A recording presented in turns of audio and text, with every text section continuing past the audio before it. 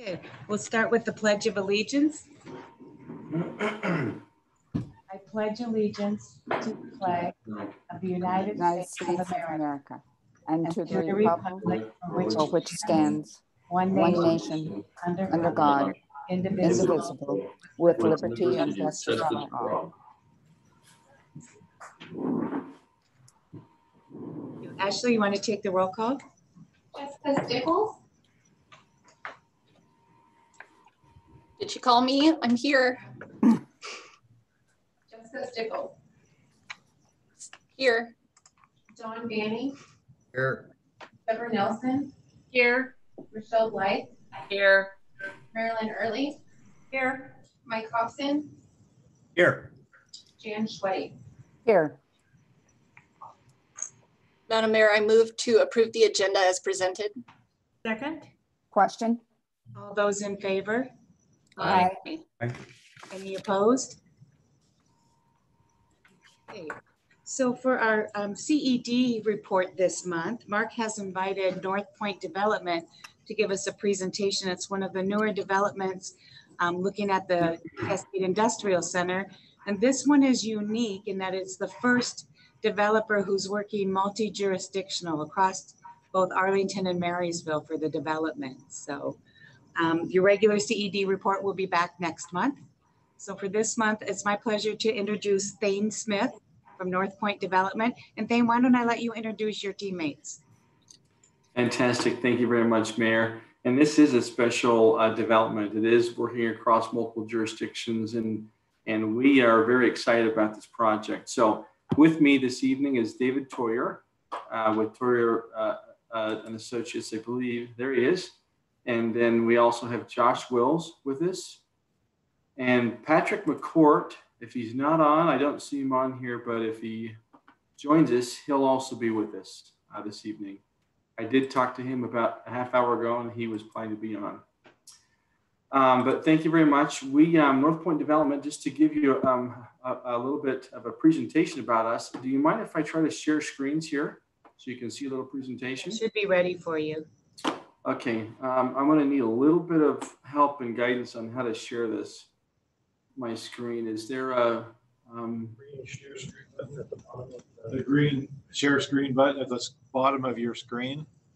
There it is, right in the middle. I should have seen it. Thank you. So it's funny how we're all internet experts now, huh? Can you see my screen? Yes. Perfect. Okay, well, fantastic. So this is the Cascade Industrial Center. And this is just one of our buildings at our headquarters in Riverside. So this is a special project because of all the effort that the City Council, that Mayor Tolbert has put into this, that the city has put into this entire project. And we recognize all of that work, and we're very impressed with your foresight, with your ability to work across jurisdictions and work with the port of Everett and the economic development groups in the area. So we're happy with that. I'll go ahead and give a little bit of a presentation with these slides. And then when I'm done, I'll turn the time over to David Toyer, and he can also give you some background information. But as we get going here, just to give a little bit of information about North Point, you can see we've got locations all over the country, from coast to coast. We're more heavily involved in the East Coast, but we were recently named the largest industrial developer of industrial space in the country over the last 5 years. So we, and many ingredients go into that success. One of them is just our ability to turn around RFPs, requests for proposals from tenants, our ability to work hard and build space effectively and efficiently that the market likes. And right now we're responding to RFPs from all kinds of users, including e-commerce, such as Amazon and Jet, which is the Walmart brand, Home Depot, Lowe's. We're even responding to RFPs from manufacturers like Ford and GM. And we've got clients from almost every walk of industrial space across our portfolio. We are long-term holders, and so you can see, some of our clients, and we whenever we go into a community, one of the reasons we're so successful and the community loves to have us is because we are there for the long term. We're not merchant fee developers that just come in and develop a property and then sell the building off and kind of forget about it. We intend to stay in this project for the unforeseeable future. This is kind of a sketch of some of our leaders of the company. These ladies and gentlemen are very successful individuals and just down to earth, good people.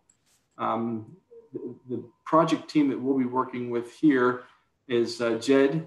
You've probably met Jed before, myself, and I'm out of Salt Lake City. And then Josh Wills. Josh is out of our St. Louis office. And then Melissa is also out of our Kansas City office, and so is Brian. But this is a wonderful group, a wonderful team of professionals that can respond well and experienced and able to do a nice development here and work with you folks well. So this is just kind of who we are, what we can do. We've got several different business units. Data Point, we're a very data-driven company. We look at data to make sure that a project's going to be successful. And we've looked at the data here for the Arlington area, and it's looking really good. And we'll go into why we think it's going to be successful as we go through this presentation. But you can go through this information in more detail. I think it's been sent over to you, so I won't go through this unless you have questions about one of these facets of our business. You can see we have a very good employee relation. Over the past 7 years, this company has won the Best Place to Work award in Kansas City. And there's a lot of places, a lot of headquarters in Kansas City. And so this is one of those this is one of those awards that our CEO, Nathaniel Hagedorn, really takes to heart, and he thinks this is the best award to be able to receive, is to be thought of as a great employer. And so, happy employees do good work, and so that's what we're experiencing at North Point. This is kind of an overview of the site. You know where it is here, and we're in the process of expanding it. We're in the process of adding the Brutus piece and the TL pieces, which are down here. You've probably seen other depictions of these buildings here. If you can see my mouse going back and forth, those buildings have been in the mix for our 2 acquisitions, but we're adding 2 more properties. And the reason being is we think there's additional demand there for the additional buildings, but also it helps us to make sure that we have enough area and the right land to control some of the variables and complexities in this project. We see 3 major issues this project faces. The first issue is what, Mayor, you mentioned earlier, which is working across multi-jurisdictions between Arlington and Marysville. And we're going to talk through some of how we think and how we'd like to see that work, if possible, and get your ideas and to make sure that we're working succinctly and synergistically in making this project really successful. The next facet, the second of the 3 major issues, is a transportation network. We want to make sure that we have the proper transportation network, and we've met with Mark and then some of the folks from over there at Marysville and talked a little bit about transportation. And you can see we've got this spine road here that now starts down at 152nd, and it runs all the way up to 172nd up here, as well as it cuts across over to 51st Street. So we believe this spine road is going to really help meet the need for circulation within the park, as well as meet the need of the transportation issues that we've learned about as we've met with both of the municipality staff. That's gonna require perhaps some comprehensive plan change and transportation plan changes because the roads currently aren't shown this way. but we believe that we can work together and we'll find a solution that will be amenable to both municipalities as well as the park to make it circulate well. And the third issue is the stream. As you're probably aware, this green area right here is what we're proposing for the Edgecombe Creek stream relocation. Currently, that is not the alignment of Edgecombe Creek. Edgecombe Creek comes through the property in a completely different fashion. It runs right through the middle of this building here, and it runs across over to here, and then there's a leg that comes across the highway here, 172nd, and I think it's right at this location here, I think, if I see it correctly on the map. And it runs kind of in the middle of the field and then eventually connects onto Edgecombe Creek. And it really isn't a very good fishery. And so what we've done is we've really made an effort to work closely with all the agencies involved on stream relocation. So the Division of Fish and Wildlife, as well as the tribe. We have met with representatives of the tribe, and we're trying to meet early and often and get as much feedback as possible so that we can design this relocation appropriately. We have specialists we've recently interviewed and intend to hire a stream specialist called a fluvial geomorphologist. And they'll help us with the design of this stream as it runs through here. And we recreate more of a natural setting where the fish can thrive in this particular stream. And that's very important, we believe, for the community. It's also very important to the tribes. And so we think that this is going to be a net benefit and a positive thing for everybody and for the community. So you can also see what we're planning here is about 4.2 million square feet. And that number is going to change a few times before we see the end of this project. This is just our concept plan currently. It's a mix of light manufacturing and warehousing and distribution facilities. We believe that is going to preserve and create many jobs in the area that are well-paying jobs that'll actually keep people in this area of Arlington and Marysville. They'll choose to work close to home instead of commuting further south. And I've got another slide to demonstrate more of that. But this is our current layout, our current plan. This slide here shows the number of people. So 78% of the individuals employed within the transportation manufacturing industries living within this area, which is the red area, they're commuting southwards for jobs. And they're commuting somewhere probably between 45 minutes and an hour and a half. And that means they're not in their own home for 45 minutes or an hour and a half each way. So that's up to 3 hours a day commuting back and forth. We believe that this project will afford people the opportunity to work closer to home, to spend more time with their families, to run their vehicle less, which will help the environment, to also help maintain dollars in the community when they go out to lunch or other activities. They're spending money in the communities in which they live. And so we think that this is a net positive, both from an environmental standpoint as well as an economic standpoint, and just from a quality of life standpoint for these employees.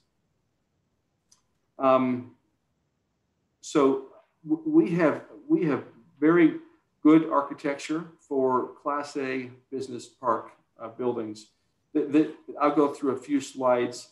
If you have any questions, feel free to ask them. But you can see these are some of the examples that we've got here. Oops, we didn't mean to do that. Let's see if I can get us back on track here. Here are some of the buildings we've built in some of the different locations across the country. Logistics Park, Kansas City, we have about 24 million square feet of buildings there. So compare that to 4 million square feet that we're planning on here. It's many times larger. It's or 5 times larger.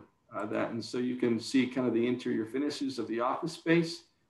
For technical individuals, we've got a nice way of building out the mezzanine and creating a nice work environment inside the buildings. And then here are some examples. This is the Riverside. This is the Horizons Business Park near Kansas City. And then you can see Westchester, Dallas Global, and then finally Logistics Park Kansas City. That's the one that I mentioned, where there's 24 million square feet. So we are very excited about you hearing our application for rezone and comp plan amendment, which we submitted, I believe it was early this week, if not last week, to your city. And I think that concludes our presentation. Josh or David, did I miss anything? No, Thane, I was just going to bring it back to the rezone application. So, as we're dealing with a lot of these agencies, state agencies, tribes, whoever's involved, the Corps, with stream relocation, we're pitching a very cohesive project here. So what we'd like to see is, zoning in place and everything basically ready to go. So any cooperation from the city would be really greatly appreciated here. Thank you very much, Josh. Thank you for punctuating that. With that, I'm going to turn time to David, and David can speak more of the economic development aspects of the project. And would you mind taking off your screen share? That way, if council members have questions, we can see them. Absolutely. Thank you. Is that gone? Yep. There you go. Okay, thank you. Thanks, Thane, and thank you, Mayor and council members, for the opportunity to say a few words this evening. I first want to start out by really expressing our appreciation for your staff team and your mayor's time.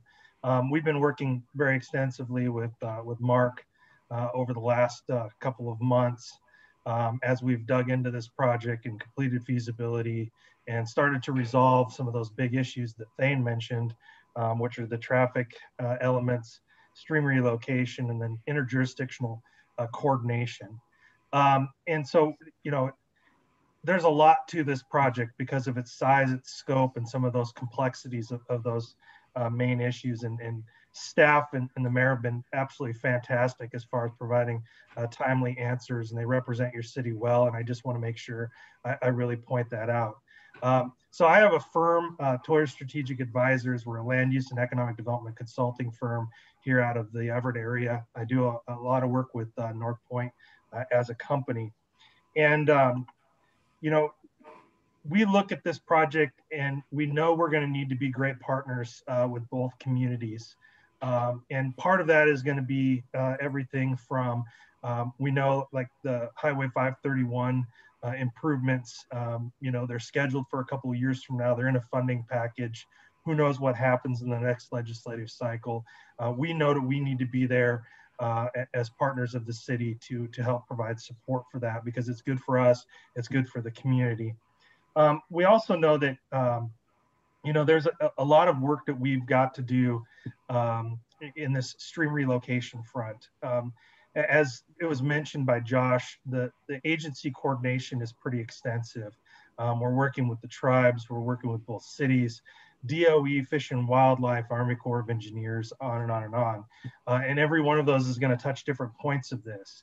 And, as we're looking at a 420 plus acre park, we have to look at it as an industrial park that functions as kind of one unit, but it is in two different communities. And so, one of the big elements that we foresee is just the work that we're going to need to do to be good communicators with both communities, and then also help bring both communities together in coordination.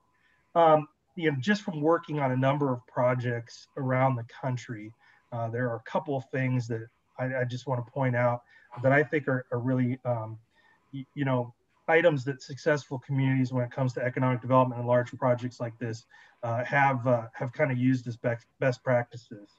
One of those is just, the dedication of staff resources to some of these larger projects.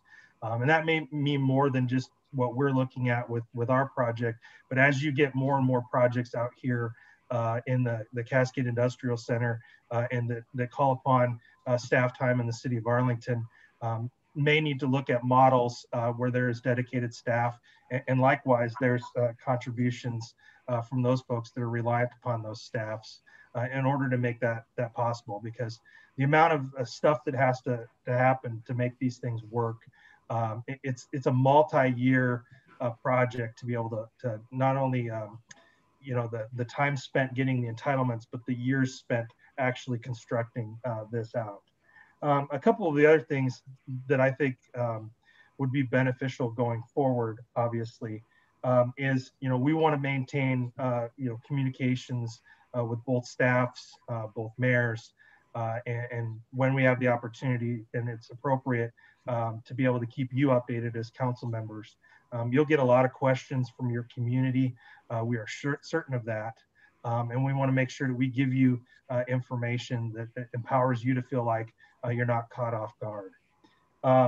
There's probably a significant amount of opportunity moving forward for us to work very collaboratively and coordinating with the communities.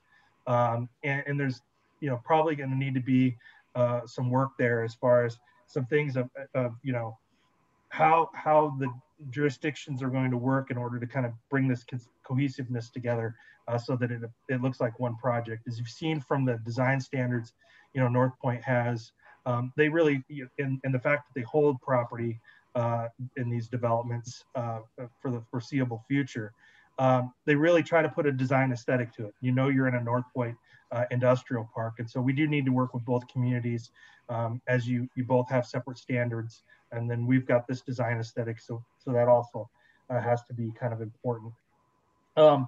But, there's going to be a lot that changes. This project, I would foresee to be a very time-changing project. It's going to be, a national developer. It's a project of significant size and substance.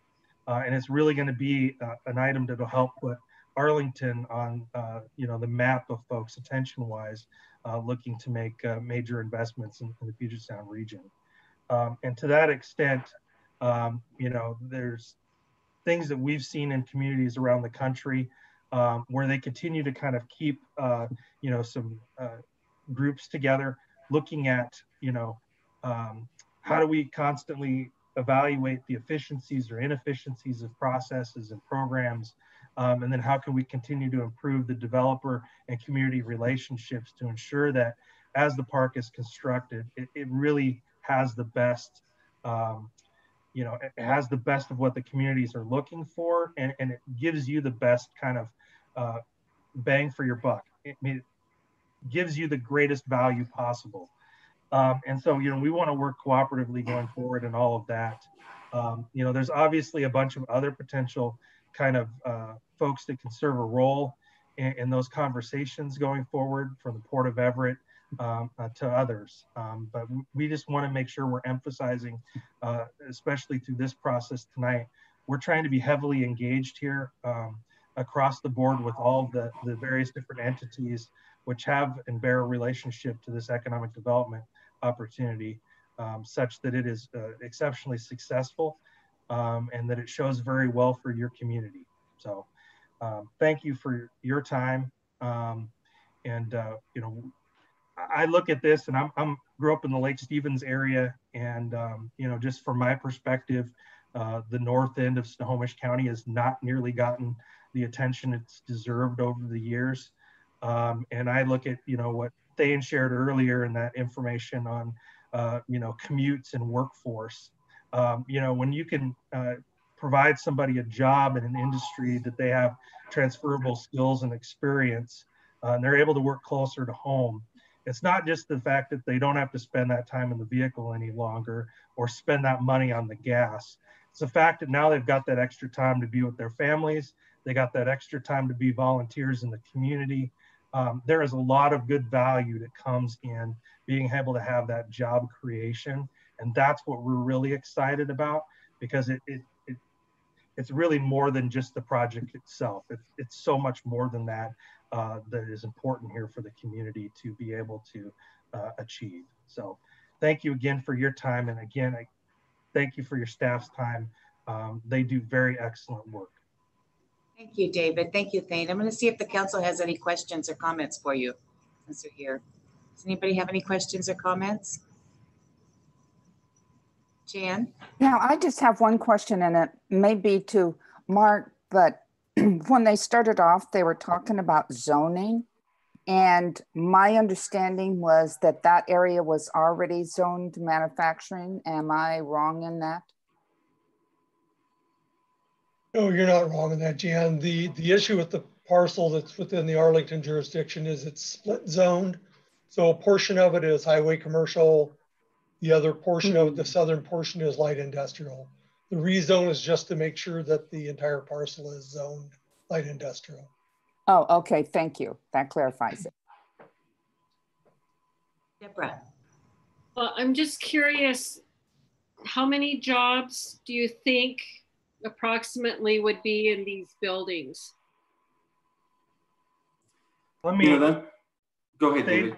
I'll let you maybe get to your perspective on that. But one of the things that North Point asks me to do is to kind of take a look at the market, the core industries that are expected in this area, to make some assumptions, because we are talking about development that doesn't necessarily have all the tenants identified at this point in time. And so we're in the process of doing a more detailed economic analysis right now. That modeling will be able to give us a better idea of what we think would be the expected number of jobs directly created by a project like this, as well as indirect and induced jobs that come from that. And then some of the economic values and economic value adds that a project like this will yield. And so that stuff will be forthcoming, and that'll be far more specific. What we're looking at right now thus far is very, very close to kind of the jobs that are expected on, I would say, a per acre basis or per square foot basis in the sub-area plan that both cities, participated and put together. But, you'll range, as we've seen from employment density studies throughout the region, you'll range from, 1 employee per 350 square feet for a small manufacturing outfit to, 1 per 1,500 square feet for certain types of warehousing and distribution. It just, there's just a significant spectrum there. So it's a little difficult to give you a full projection, but we will be coming forward with some additional information. So why I was curious about that, because it just seems that with the pandemic, businesses like yours, I'm sure, are having to take into account building of healthy buildings for people. And so just curious, if you are looking at that, I would think you are, you're successful business people, but and I realize these are not buildings that people will be working probably close side by side in, but just curious if that's a part of your business plan. Well, as mentioned, I was going to give a range as well, like David, and David did a great job in kind of responding to the question. But we have other business units. We have a business unit that's called Cold Point, and it's a facility. It's a cold storage facility, and in that facility, we take great care to make sure that there is appropriate health standards put in place for those employees that come in and work there and then go home, so that transmission of disease doesn't take place. Now, this is something that's relatively new. We haven't really dealt with this except for the past 4 or 5 months. But before that, I mean, I've read some some historical books about the early years of the pilgrims that landed in Boston and New York, and they would deal with pandemics and epidemics, and they would deal with these health issues and shut things down, similar to what we've been shut down here. But we haven't had to deal with that for many years. And so I'm sure that as we move forward, our tenants, as they move into these facilities and establish their manufacturing or their warehousing distribution operations, that those things will be more and more top of mind. We have separate entrances and exits for employees and for the public. And those are just some of the ways that we can keep more of a social distance and keep a healthier workforce. So it's a good point. It's something we have to think about as we go forward. Well, and just so you know, it's something I have to think about, because as businesses bring in more people, those people then would probably spread whatever disease within my city. So, you know, I'm glad to know that you're thinking ahead and planning, but it is a concern to me. So just wanted you to know that. Thank you very much for your concern. Yeah, and just a quick add to that, you know, we're looking at the development of these facilities. The very specific elements of what goes into the facilities will be very tenant driven. You know, and just recognizing, you know, where we sit today at the very beginning of this process, there is quite a period of time under which we will be going through the entitlements, getting all of the permits, actually getting the construction underway. And so there's a lag time here before we're going to see, you know, first occupants move into these facilities. And I think we'll also have a much clearer picture by then of what we're learning now. And then what kinds of things that we need to take into account when we actually start putting things inside the walls. Marilyn, did you have a question? I did, and just kind of where you were going. If everything went as planned, best case scenario, when would these be available? Buildings be available? That's a really good question. There's a lot of variability right now.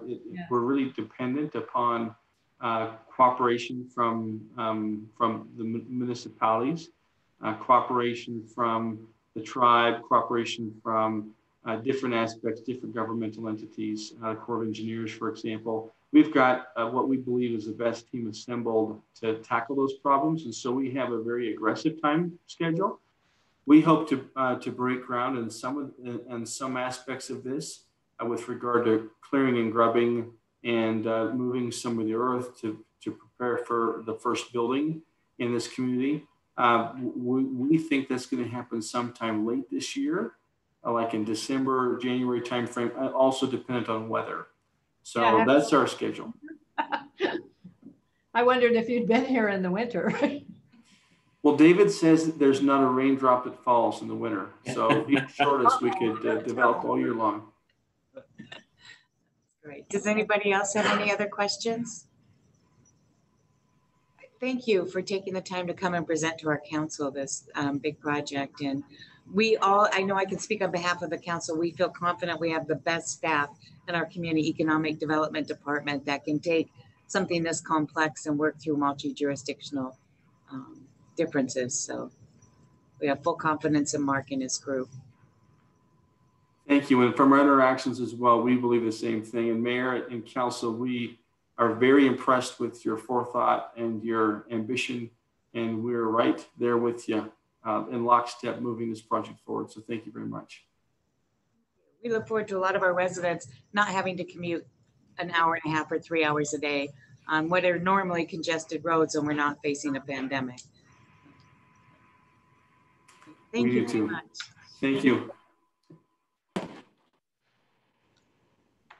Okay, so we'll move into our first workshop item this evening, which is the Memorandum of Understanding with the Washington Military Department. Dave Ryan. Good evening, Madam Mayor, members of council. Item A on your agenda tonight is a MOU with the Washington Military Department. We've had one with the military department to use the airport as an emergency operations base and staging area for about 10 to 15 years. The MOU did expire, and we had a very hard time tracking down who we needed to speak with in that department, but we finally were able to do that and get an updated version to you. And that's what we've got for the workshop tonight. The attachments are along with that, and I'm happy to answer any questions about it. Thanks, David. Does anybody have any questions or comments? Deborah? I'm looking for the page. I didn't write it down because I was on the airplane this morning flying, but it seemed like the dates were off on this, like it was June of 2019 or something like that, Dave. Yeah, Deborah, it's page 4, section 6, the paragraph A. It's got a July 31st, 2019 effect or ending date. Thank you, Don. That was going to be my question as well. Paragraph 4. Page 4. Section 6. Gotcha. Thank you. Yes, I probably sent you the old one then. That expired July 31st, 2019. So we will make that correction before we have everyone sign off on that. We'll make it before we bring it back next Monday. No, this is the updated one because it has the fire chief, Dave Kraske, and Paul and as the contact. So we must have just missed that. That's what I thought. Appreciate it. Thank you. Any other questions or comments? I just have one brief one well, I don't know, it's page 2. Anyway, on the costs, it has all zeros. So if they come in, let's say, like when they did with the slide, do they pay for any incurred expenses at all? Yeah, there are reimbursables that would be filled in those blanks in the event of using it. Okay. So, and since it's for a time period, those are going to change. So, for example, if it was a airfield lease rate for a certain type of land, that's what it would be at that point that we would be reimbursed for. Okay, real good. Thank you. Yep. Anyone else? All right. Thank you, David. Thank you. Next up is the public outreach consultant for the Regional Fire Authority, Paul Ellis. Good evening. Thank you, Mayor. We have reached that point. The committee who's working on looking at the possible annexation into the North County Regional Fire Authority. The group has kind of got to that point where we need to start thinking and developing a plan for community outreach so that we can educate the public on why we're looking at possible annexation into the fire district. We put out an RFP requesting proposals from firms interested in providing that service. We received 2 responses. Those subcommittee of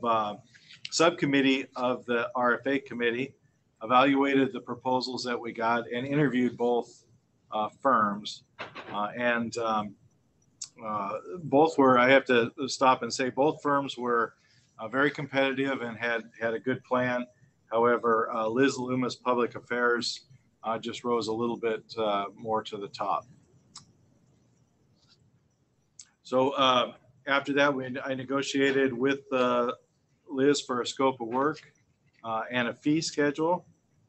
This fee is $55,000, not to exceed, to develop the public outreach plan in addition to communications with the public between now and the election date, proposed election date. Okay, Deborah. 2 things. Let's see, on page 2 of the Liz Loomis proposal under message development, I was wondering, it says that once approved by the city, the information is shared with all emergency personnel and staff.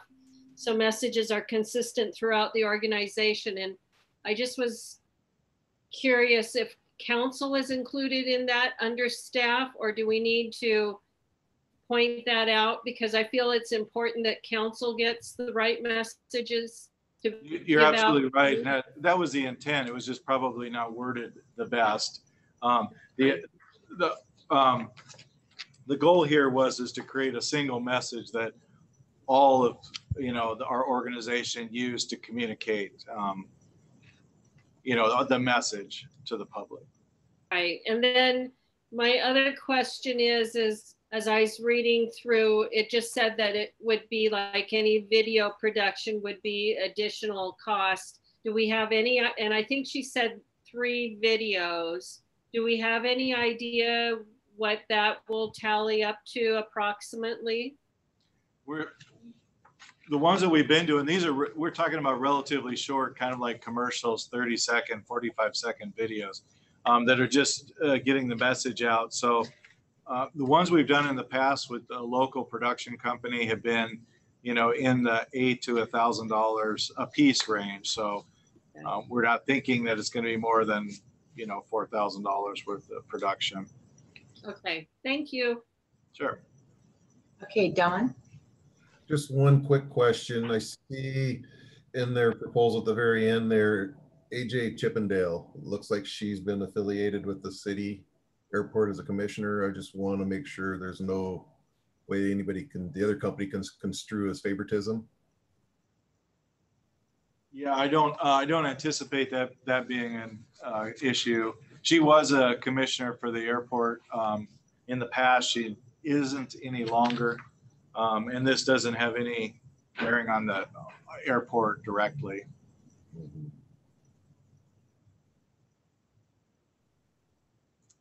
AJ spends a lot of time volunteering in the community, so. Yeah, I see that. I just wanted to make sure that the other company couldn't come back and construe something as favoritism because of that. Any other questions or comments? Okay. So we'll move on to our next item, which is an ordinance establishing a Left One Disability Board. James Treefry. Thank you, Madam Mayor, members of council. I'm coming to you tonight from Ocean Shores on vacation. So if my signal isn't as good as it normally would be, please excuse me. There's 2 things that I have on the agenda tonight, and they are related. The first one is the establishment of a Left One Disability Board. The city officially crossed the 20,000 population with the OFM population estimates for April that were published at the end of June and become effective the beginning of July. Their new estimated population for Arlington is 20,600. With that, we're compelled by RCW 4126-110 to establish our own Left One Disability Board. Prior to this, we were under the population cap, and the county disability board basically approved claims, and then the city went ahead and paid them out once they were approved by the county's disability board. And we'll essentially be establishing our own disability board who will approve those claims. From a budget standpoint, we currently allocate funding towards premiums for our 5 left retirees, and we also have a separate budget line item to reimburse their medical claims that exceed whatever might be budgeted for medical premiums. Happy to answer your specific questions. Just from a kind of logistical look at it, there's 2 appointments from the city council that are made by the mayor, 2 members, left one firefighter or law enforcement officer. If there's not anybody who's currently in the jurisdiction or willing to serve, who is a former left employee of the city, we can look at other left retirees that are subject to that same disability system who reside in the city of Arlington or their widows. So we'll advertise, if the council approves this, at Monday night's meeting for people to apply. The 5th person on the board, once we have those 4 people identified, the 2 left retirees and the 2 city council people, select someone who's a resident of the city of Arlington to fill out that 5th spot. With that, I'm happy to answer any questions you might have. Just want to clarify for the council that the work doesn't change, that the county Left Disability Board has been doing on behalf of the city when we're under 20,000. This just, the RCW shifts the responsibility for us having to do it in the city as opposed to the county authority for it. Correct. Any other questions? Okay, so since James is on vacation, let's move him quickly into his next item, which is the resolution authorizing temporary payment of the Left One medical claims. Yeah, so I worked with Steve Peifel, the city attorney. He helped me draft this resolution, basically enabling us to continue on the payment of ongoing medical claim reimbursements so that during this interim period before we have the disability board established, we can't have one until we reach that population threshold. And it takes a few weeks to a few months to go ahead and actually establish it and then adopt policies. And we need a resolution in place basically to continue on with the payment of those regular and ongoing claims that people have. The resolution does not usurp the authority of the disability board. Those claims would still go in front of them to potentially retroactively approve. And the left disability board gets to adopt its own policies for the payment of medical reimbursements. So staff would basically present them with different alternative policies in terms of what other jurisdictions are doing or best practices. But this ordinance basically allows us to continue those reimbursements that occur on a regular basis, whether it's a prescription or a living facility where somebody's at or something like that, so that they don't experience a financial hardship during this interim period. Happy to answer any questions. Prudent thinking to think ahead that way. Appreciate that. Jan? I have a question. Now, this is for Plan 1, which I actually happen to be on. But Plan 2 and 3, will we still need the same we won't, I'm seeing Paul shake his head. So no, I'm just here. 2 and 3 is different. 2 and 3. This is LEF and not PERS, Jan, just as a clarification. Yeah, it's for law enforcement and firefighter System 1 retirees. And after the 5 retirees that we have now are no longer on that system, then potentially we would not need a Left 1 disability board any longer. Oh, okay. Thank you. Anybody else have any questions or comments? James, thanks. Your audio was perfect tonight. Yeah. Thanks. I'll see you guys next week. All right. Enjoy your vacation. Thank you. Great week to be at the ocean. Next up is an ordinance adopting Chapter 12.50 of the Arlington Municipal Code relating to temporary right-of-way use permits. Mark Ace. Good evening, Madam Mayor, members of the council. So tonight before you is an adoption of a new Chapter 2050.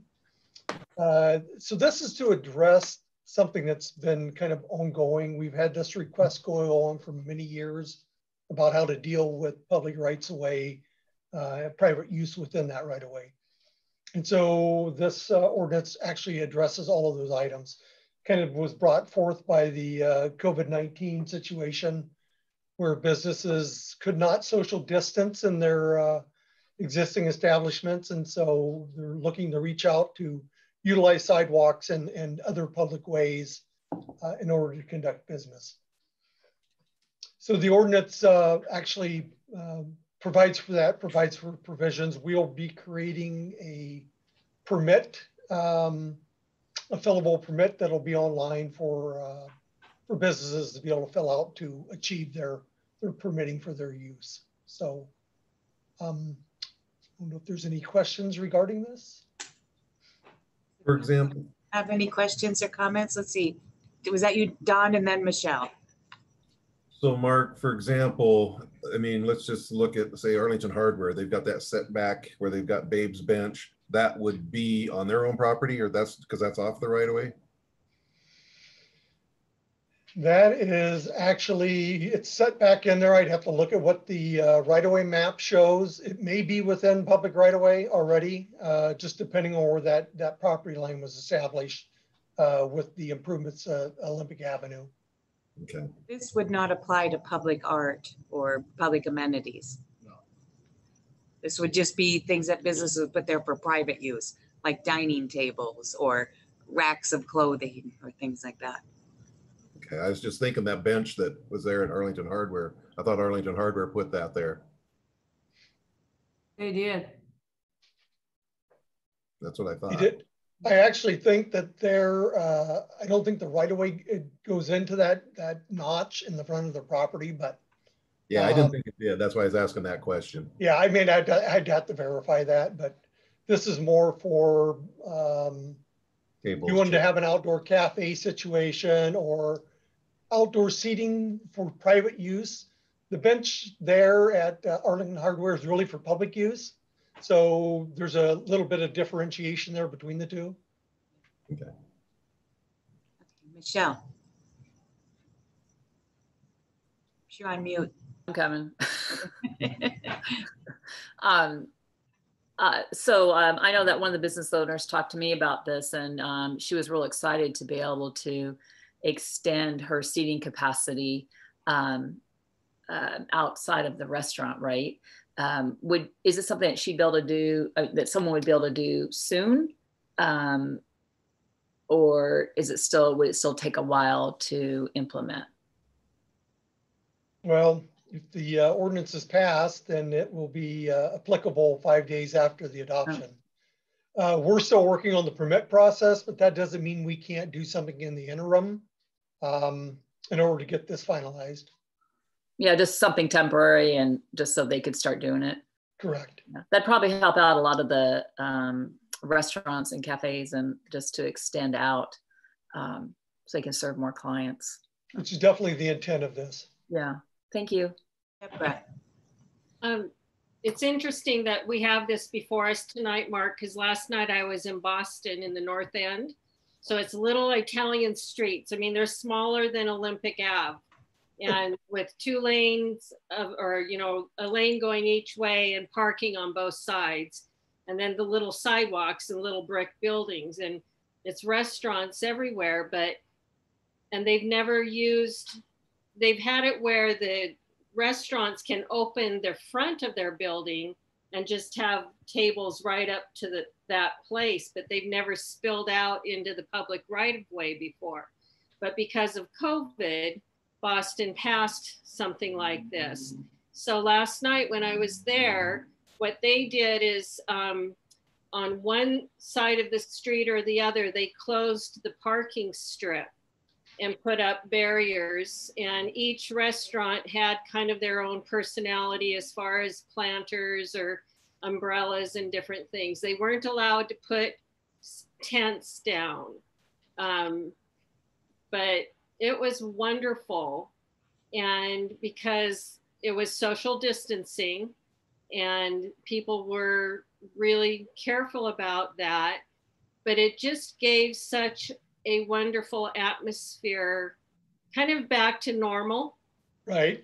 But also we were talking to our waiter about it, and he said it was really helping to bring people out to be able to help their businesses survive. So I was just happy to open this up this morning and read through it as I was coming home and see that we're doing the same thing here. So thank you very much to all of you who've worked on it.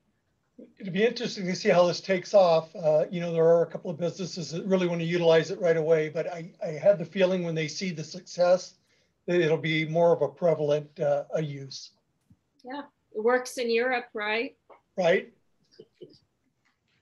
I'll send you pictures because I took pictures of it last time. Okay, great. I appreciate that. Yeah. Any other questions or comments on this ordinance? Okay, we'll leads right into the next one, as Mark alluded to. The next one is the ordinance amending chapter 12.24 of the Arlington Municipal Code and revisions to the city's fee resolution. So yes, thank you, Mayor. So this leads directly into the adoption of 12.50, where there had to be revisions made to the existing 12.24 to allow for these uses to occur that were really prohibited before. And leading right into an adjustment to our fee resolution. You'll see where there's been a fee resolution change. One of the things that came out of this from Kristen Garcia was that there was a use, the Department of Revenue was looking at use tax on areas that are utilized by private parties and public right of way. And so if you look at this, there'll be a rate that'll be established through the fee resolution every year to give a per square foot cost. And then we'll also collect the leasehold tax on that in order to provide it to the state for the leased area. So that's why you see the fee established for that very reason. Thank you for explaining that, Mark. I thought that was important, that letting private businesses use the sidewalks or public right-of-ways could be considered gifting of public funds. I didn't mean to throw Kristen under the bus. She just brought it to my attention that Great that had to be research. addressed. Takes a team. Better to know now than when the auditor gives you a finding. Right. I have to say, I was just relieved because I just was able to zoom in and look at the numbers a little better, because this morning, being up so early and on the airplane, I thought it was $40 per square foot. And I was like, oh my God, how are they going to do that? So I was happy to see the decimal point just now. It's a huge revenue generator. Yeah. Are there any other questions for Mark on this? My compliments to Mark and Kristen and Steve Kreipel for getting this done at the request of our businesses. I think it's going to be one, I think it'll lend to a more festive street to have people eating outside, and I hope it does become something permanent. Great, thank you very much. Thanks, Mark. Okay, next up is the right-of-way purchase for the 204th Street Northeast and 77th Avenue Northeast. And I know we did 2 last week. This is a different one. Jim Kelly. Yes, Madam Mayor, thank you very much. This is another one of the purchases for right-of-way over at the 204th roundabout. This will be our 4th purchase. And this one is to Key Trust, which has the Cafe Neo, the Subway, the Hairmasters, and the Papa Murphy Pizza Shopette. A little bit of information about this. We will be taking a few parking lots away and putting in a retaining wall in order to put the roundabout in and to put a sidewalk through this area. So that cost for those parking spots are included in there. Great. Does anybody have any questions for Jim on this? I just wondered if you gave any advice on where parking can be moved to for those businesses, because it's kind of already tight in there already. No, I did not. Personally, I do not know where they can move any more parking. Some of the parking that's even been put in there already is somewhat questionable. Especially the way they have that one drive access way, the main north-south drive access way, going by new 90-degree parking stalls.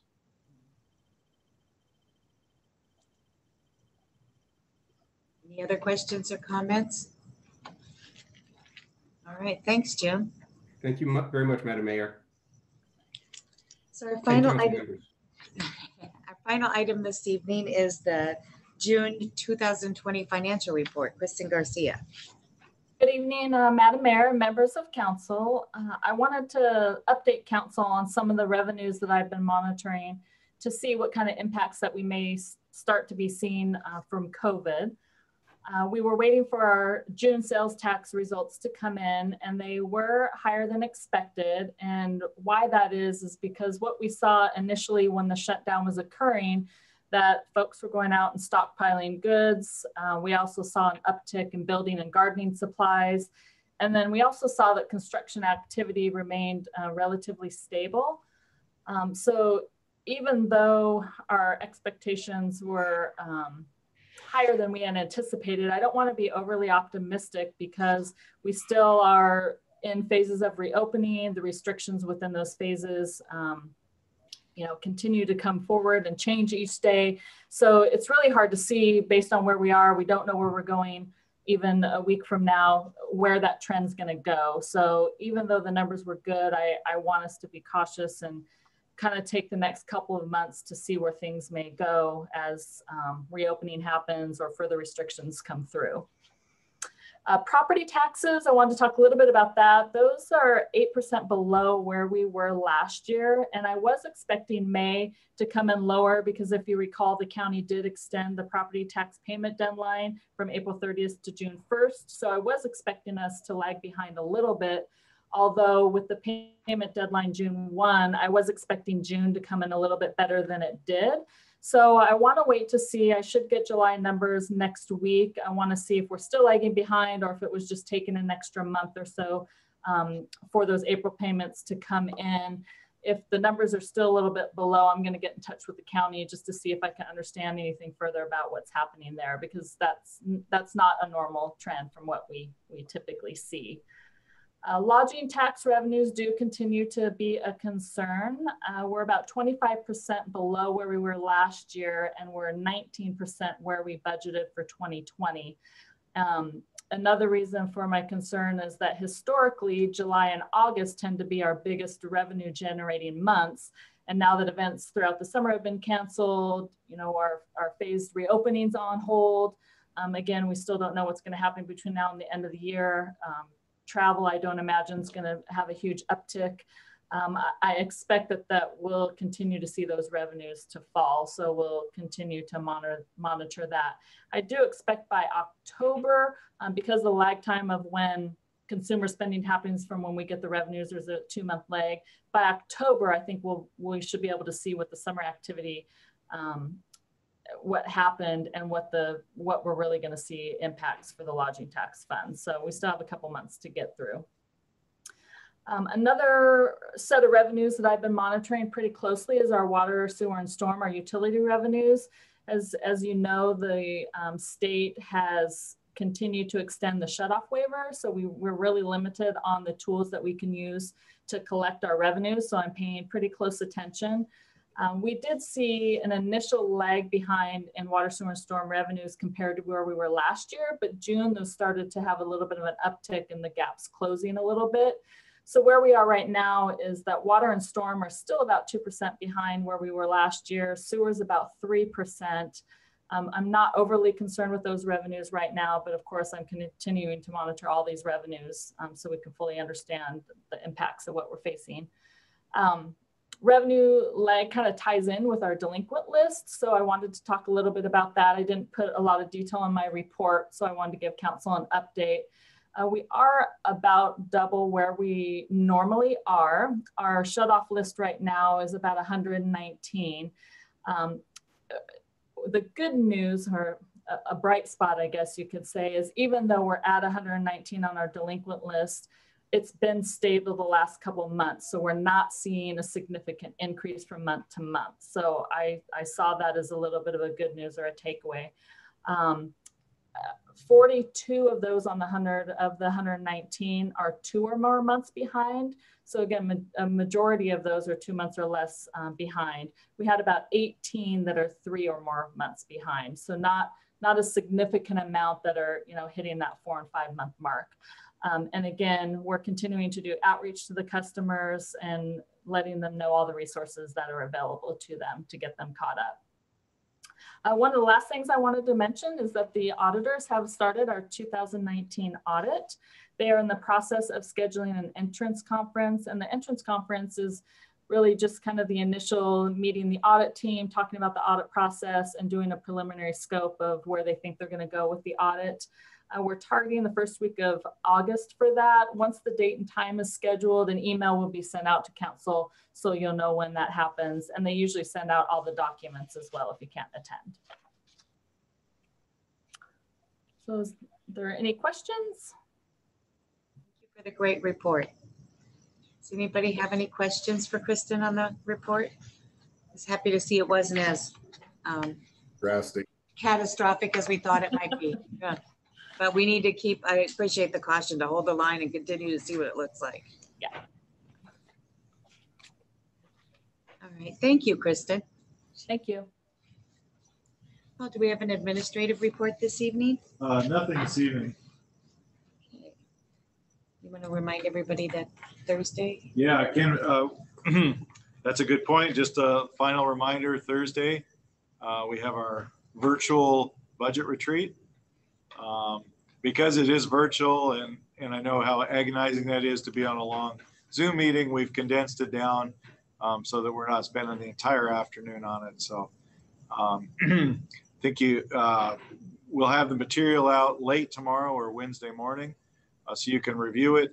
There's not a lot in the presentation to review, so don't worry about spending a great deal of time on it. This is mostly going to be dialogue and conversation back and forth. So there isn't a great deal of information that you need to study ahead of time for the retreat.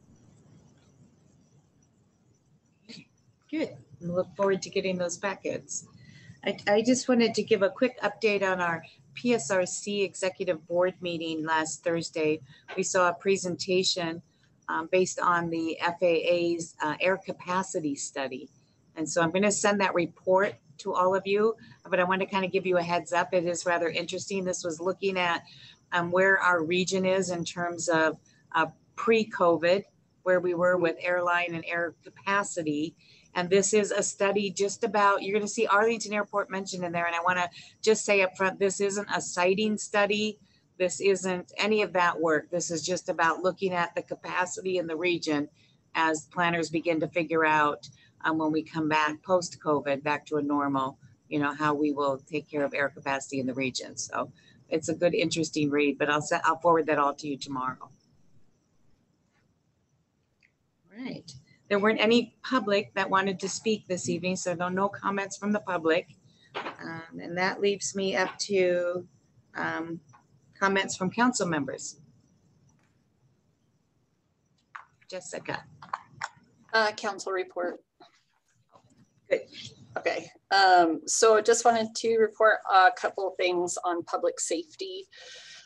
We met just after our last council workshop last time. So this is for June. The police report, the only thing I wanted to highlight is patrol staff fell below minimum levels every day in June. Lots of overtime there. And then the fire department, I wanted to let you guys know that there was a large amount of produce donated to the fire department, and they were able to donate the excess to the food bank. And Chief was letting us know that the food bank had actually changed their regulations because they had so much food to give out and people weren't coming to get it, that anyone that makes $105,000 a year or less can come get food. So if you guys could help spread the word. And then lastly, I asked for the stats on the fireworks. So it looks like there were, I did a little history request. So 2016 up to today. So it was 2 firework related incidences on the 4th of July. Then the next year was 3. The following year was 2. And then this year was 5. So just kind of data points to think about. And that's all I have. Thank you for clearing up the perception of whether there actually were more this year or not, which everybody who talked to me thought there were. Not everybody called, probably. That's probably true. Don? Yeah, I just met last week with Mark out at the CED office and stuff, and Mark was giving me an update on the conceptual designs for the Smoky Point Boulevard, like I had asked him about what it was looking like. And so he showed me that, and it looks really nice. I like the way that outline was, the plan was looking. Well, also there, he showed me the designs of the new apartments and stuff going there on 204th. Those two, in my opinion, I think the public will really like them. I mean, the way that's laid out there, I think it's going to be a really nice asset there.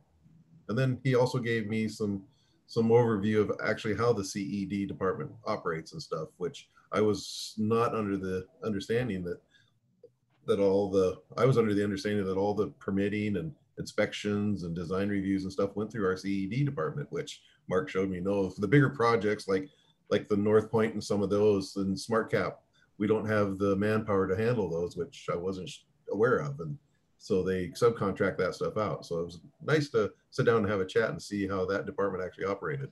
I'm looking forward to getting one of these days to do the same thing with the rest of the departments. Yes, when we can meet normally again and have people in our buildings. I'm glad you took the time to do that. I do think it's important to note, and you saw that in the North Point presentation this evening, that there really has been a shift in the type of development that's looking at Arlington and opportunities to invest here. And I think some of it's much more aesthetically pleasing, and will have a better long-term presence in the city than some of the development we've done in the past. So it's good to see. All right. Anybody else have anything this evening? Any reports? Well, let's cover what you'd like to see on the consent agenda, if anything, next week. I've kind of hinted number 1 and number 4, but I'll leave it up to you. Jan? Oh, I was going to say 3 and 4. 1 would be okay. I just was thinking maybe there were people who didn't even realize we had an agreement with the military for that, but I definitely want 3 and 4 if that's okay. Any objections to 3 and 4? No. Any other comments on number 1? No, I think number 1, I'm fine with it going on the consent. On the consent? Did you I say? am too. Yeah, 1, 3, and 4. Any objections to 1, 3, and 4? Mm-mm. Okay, I think that covers it then. 1, 3, and 4. Got it. Thank you.